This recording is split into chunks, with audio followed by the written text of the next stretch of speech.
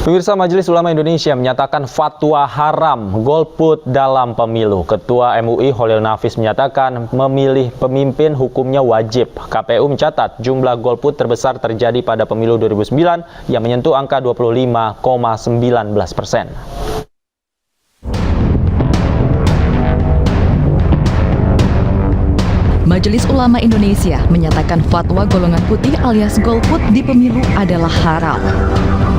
Fatwa haram golput oleh MUI ini bukanlah perihal baru. Pernyataan serupa dinyatakan MUI pada pemilu 2019. Ketua MUI bidang dakwah dan ukhuwah Holil Nafis menerangkan, memilih pemimpin hukumnya adalah wajib.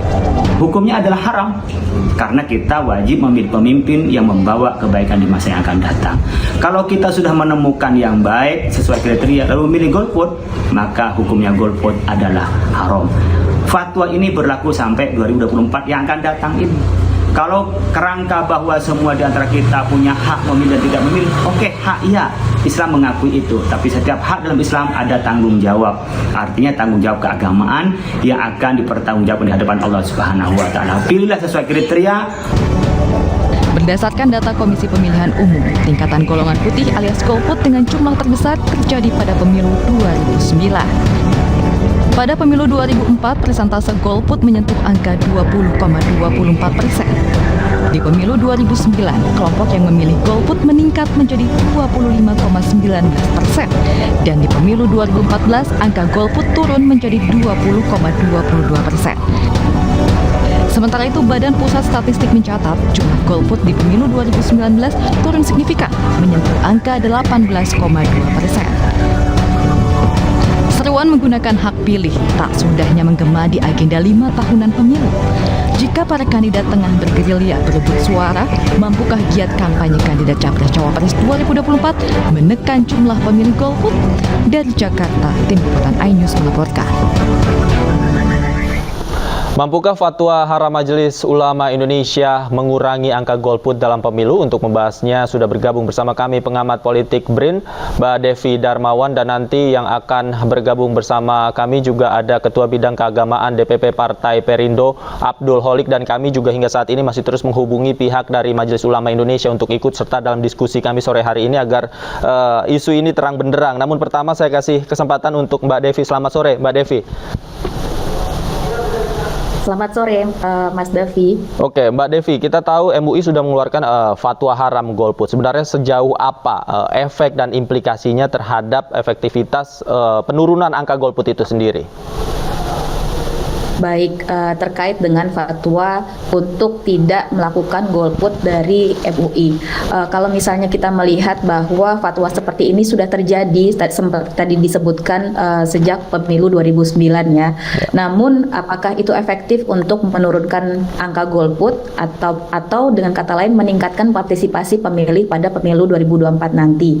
Nah, ini sebenarnya belum ada garansi bahwa dengan mengeluarkan fatwa seperti itu maka akan ada penurunan angka golput. Sebab untuk menurunkan angka golput ada beberapa kondisi atau faktor yang menentukan.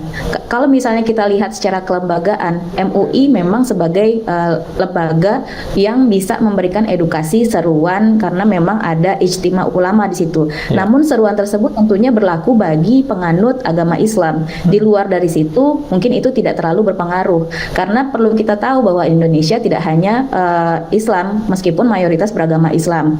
Terus di lain sisi peran MUI ini kan tidak seperti peran lembaga negara yang memang memiliki validitas untuk mengatakan atau menyerukan satu atau dua hal terkait dengan pemilu.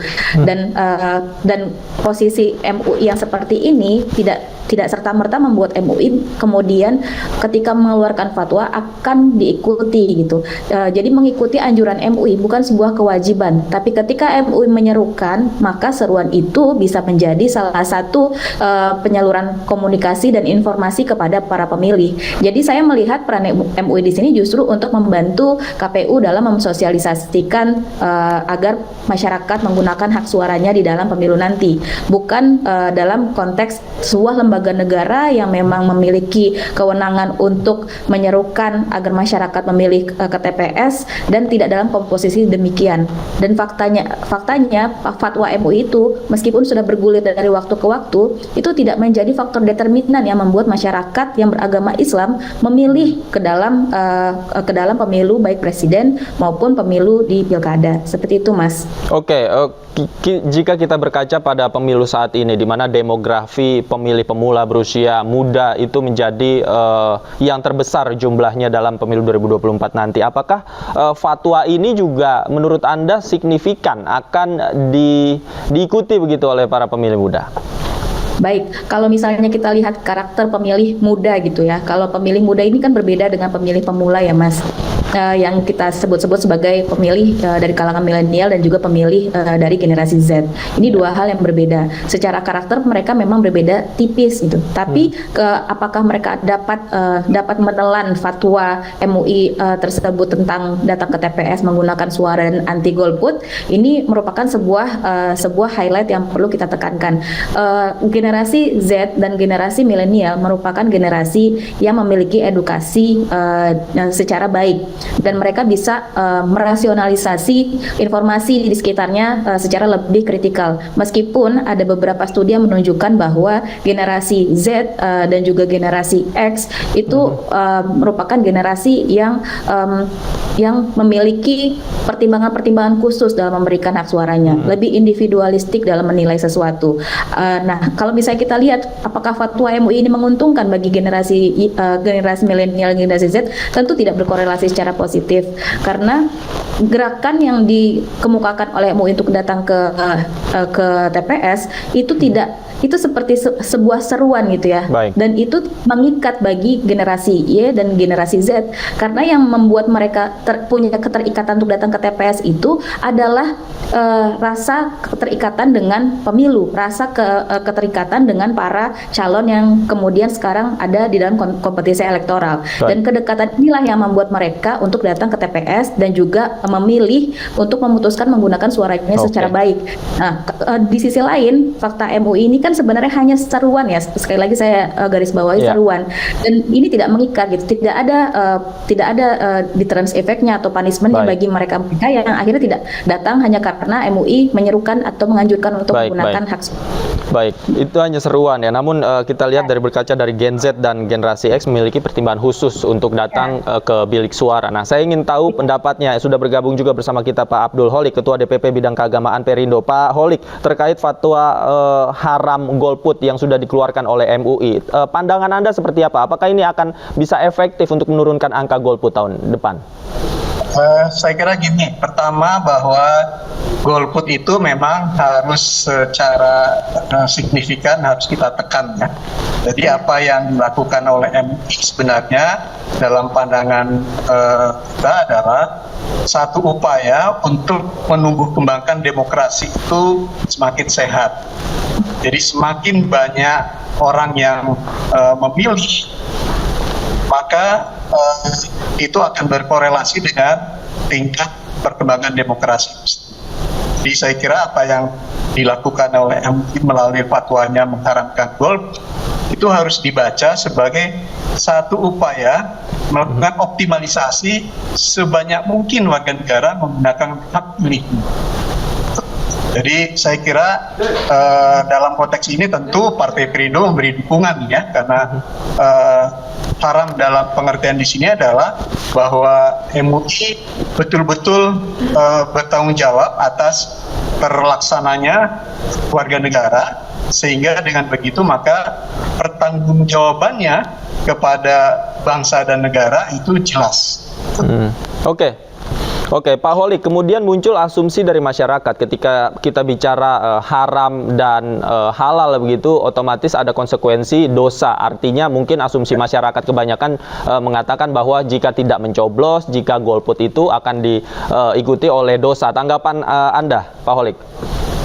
Ya, saya kira kita harus lihat latar belakang dan motivasinya ya, mengapa fatwa ini dikeluarkan ya. Karena fatwa ini kan tidak serta-merta pada pemilu 2024 sekarang, tapi fatwa ini kan sudah lahir menjelang pemilu 2019 ya. Jadi atau 2009. Jadi 2009, saya kira ini ya. ya 2009. Jadi artinya fatwa ini memang sudah mengantisipasi kalau yang namanya angka golput itu semakin tinggi, kan gitu.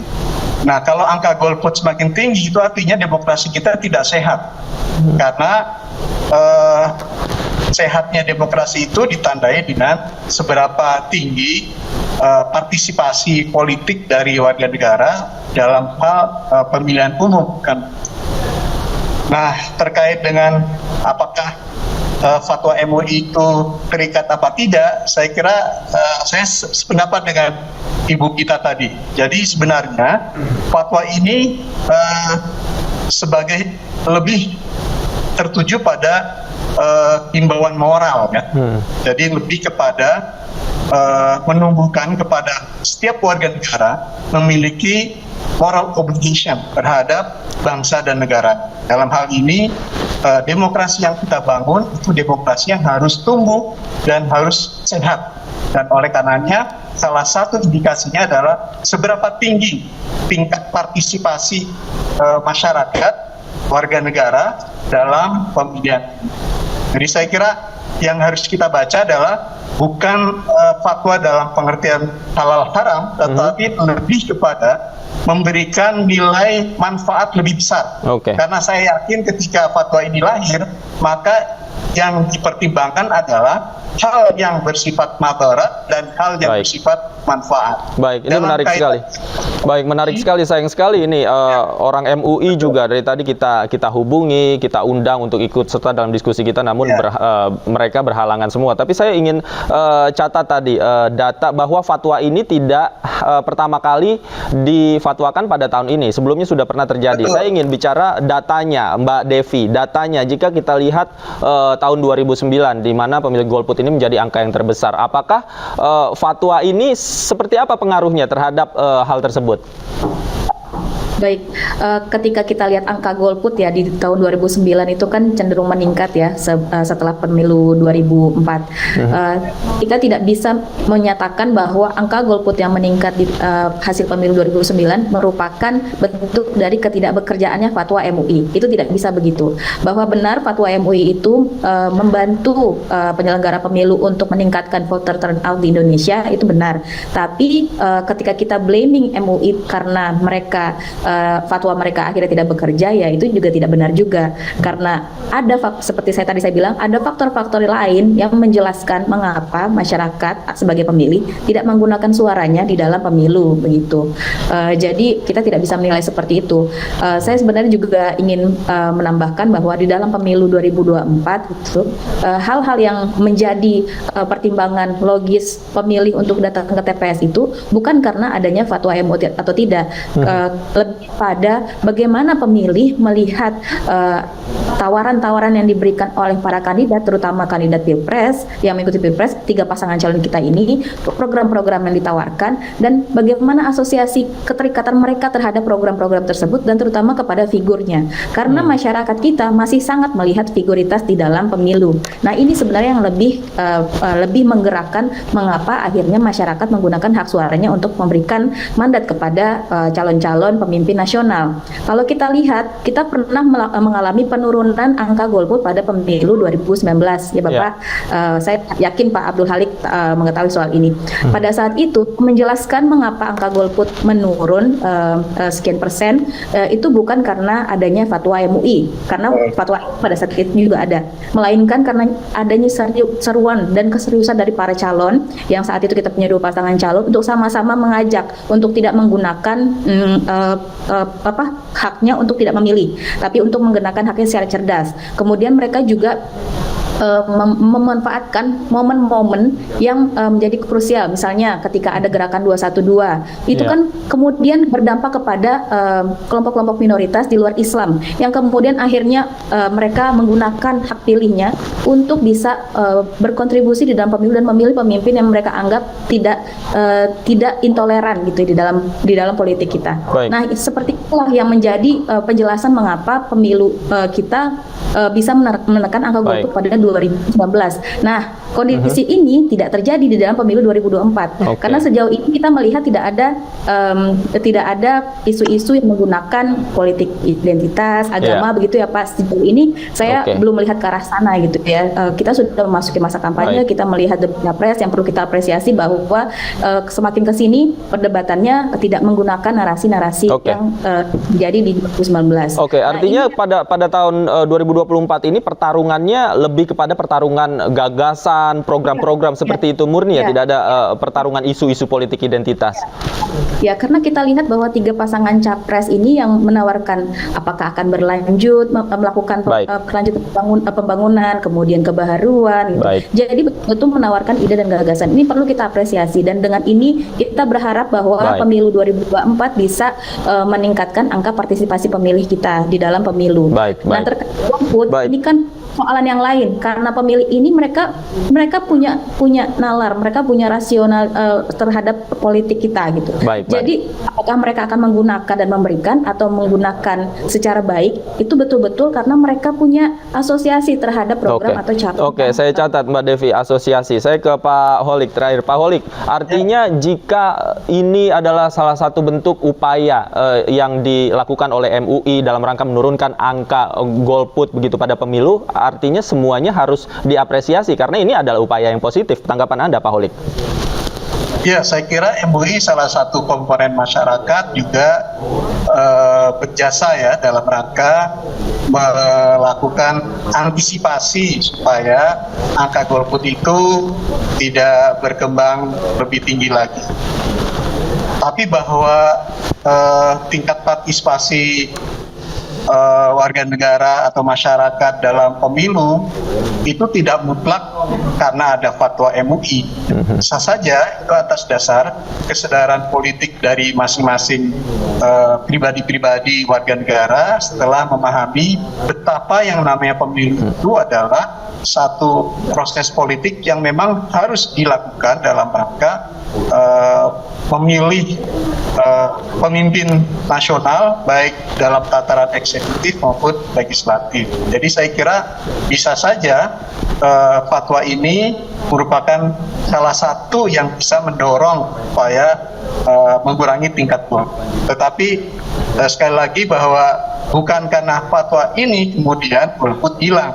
Baik. Jadi saya kira yang perlu dipahami adalah ketika umat Islam kemudian mempunyai kesadaran baru yang tinggi bahwa ikut pemilu itu satu kewajiban bagi dirinya untuk bisa ikut serta membangun bangsa dan negara, itu semata-mata bukan karena fatwa MUI, tapi karena kesadaran Baik. dirinya, kesadaran politiknya yang makin tinggi, kan begitu. Baik, baik. Nah, apa ukurannya? Ukurannya adalah seberapa besar kontestan, apakah itu pilpres maupun pileg, yang bisa menawarkan program-program yang bisa Ya. memberikan jaminan masa depan Indonesia lebih baik. Iya. Artinya masyarakat akan menilai sejauh apa program-program itu rasional dan akan menyentuh kepada aktivitas mereka, dan fatwa MUI sekali lagi hanya salah satu variabel ya, bukan faktor utama dalam Betul. menurunkan angka golput ya. Baik, terima kasih Pak Abdul Holik, Mbak Devi juga terima kasih sudah bergabung bersama kami di iNews Sore. Selamat sore, sehat selalu.